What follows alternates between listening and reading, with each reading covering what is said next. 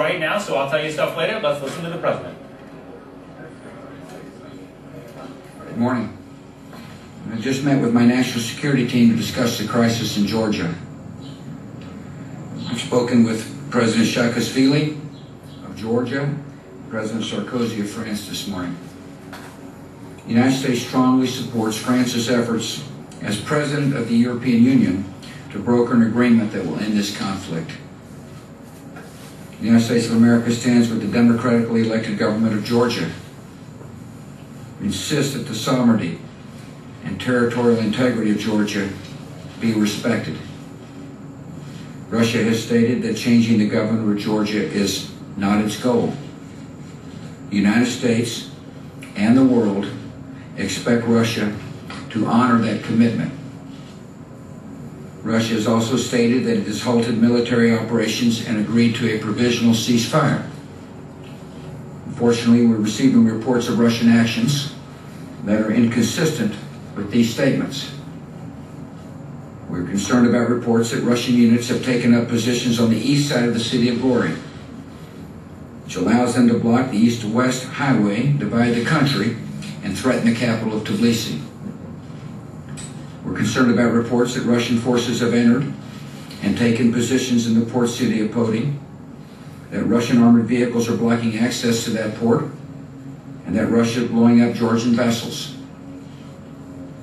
We're concerned about reports that Georgian citizens of all ethnic origins are not being protected. All forces, including Russian forces, have an obligation to protect innocent civilians from attack. With these concerns in mind, I have directed a series of steps to demonstrate our solidarity with the Georgian people and bring about a peaceful resolution to this conflict. I'm sending Secretary of State Condoleezza Rice to France, where she will confer with President Sarkozy. She will then travel to Tbilisi, where she will personally convey America's unwavering support for Georgia's democratic government. On this trip, she will continue our efforts to rally the free world in the defense of a free Georgia. I've also directed Secretary of Defense Bob Gates to begin a humanitarian mission to the people of Georgia headed by the United States military. This mission will be vigorous and ongoing. A U.S. C-17 aircraft with humanitarian supplies is on its way. And in the days ahead, we will use U.S. aircraft as well as naval forces to deliver humanitarian and medical supplies. We expect Russia to honor its commitment to let in all forms of humanitarian assistance.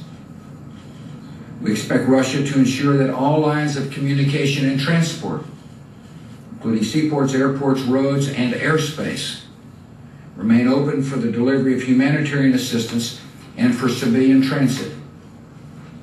We expect Russia to meet its commitment to cease all military activities in Georgia, and we expect all Russian forces that entered Georgia in recent days to withdraw from that country. As I have made clear, Russia's ongoing action raised serious questions about its intentions in Georgia and the region. In recent years, Russia has sought to integrate into the diplomatic, political, economic, and security structures of the 21st century. The United States has supported those efforts. Now Russia is putting its aspirations at risk by taking actions in Georgia that are inconsistent with the principles of those institutions. To begin to repair the damage to its relations with the United States, Europe, and other nations, and to begin restoring its place in the world, Russia must keep its word and act to end this crisis. Thank you. A very brief and yet powerful statement from President Bush there in the Rose Garden, obviously standing with him, Secretary of Defense Gates and Secretary of State Condoleezza Rice. I want to get back over to Zane Virgin now in the State Department to talk a little bit more about what we have heard here, which again, I would say, as we listen to that, some strong words. Obviously, you see some of them on the bottom of the screen there. Russia must keep its word and act to end this crisis. A couple of other things said that some of these actions were very inconsistent to the principles of institutions that have been put into place years ago regarding the former Soviet Union and the republics that were formed outside of that. So once again, I want to get over to Zane Burgi now. Zane, when you listened to that, what did you hear him talking about? Particularly interested in this Gorey Highway. He seemed to be particularly concerned about the blockage of it.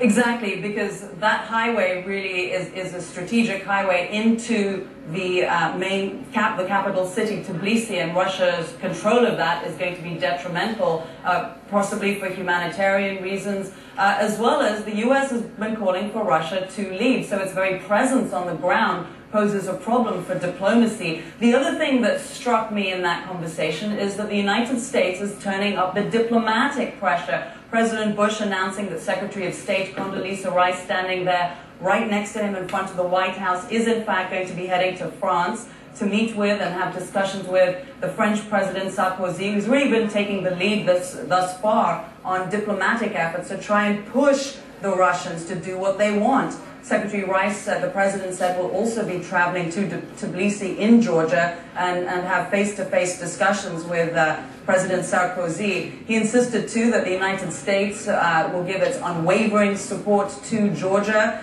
and that it stands for its territorial integrity as well as for democracy in the region. And Secretary of State Rice is going to be pushing the U.S. democratic values in those regions that is really in Russia's backyard. So significant announcements there from the president, Heidi. Absolutely. All right. CNN State Department correspondent Zane Burgi. Thank you, Zane.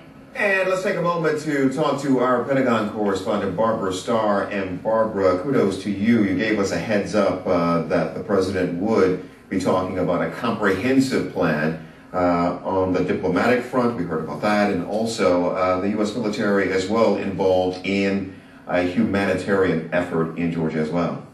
Well, Tony, all of that pretty well laid out. But I think what struck me first is once again, President Bush embarked on a very interesting strategy here, exactly what he did the other day at the White House, basically laying out the intelligence case, the intelligence information that the U.S. believes it has about what Russia is up to.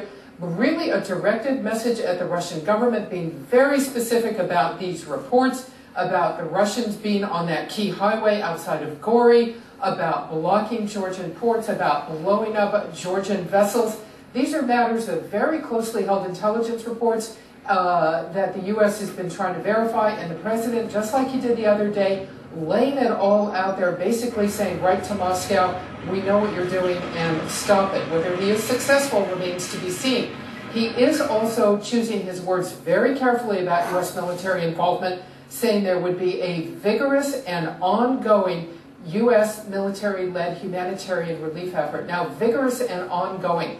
What could that possibly mean? Yeah. What we've been hearing here, Tony, is numerous ongoing C-17 flights into Georgia. And once you start talking about that, you are talking about the possibility of putting some contingent on the ground at the airport to coordinate all of this, military personnel to help get it into Georgian hands, to begin to possibly help distribute it at least into the Georgian hands that will take it out to the affected countryside.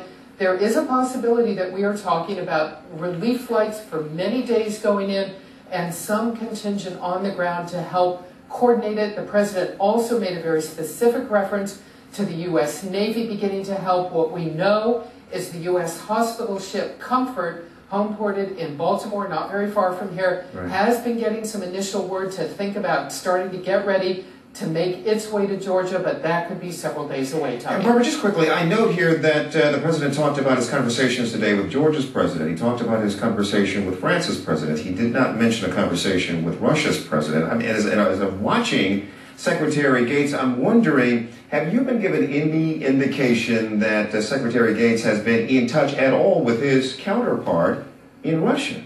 Well, he has been over the last several days. I have to tell you, we don't know right now, but what I can tell you is the Pentagon, the U.S. military, has been in very close contact with its Russian military counterparts to coordinate these flights into Tbilisi to make sure there are no mistakes. Tony? Our Pentagon correspondent Barbara Starr for us this morning. Barbara, thank you.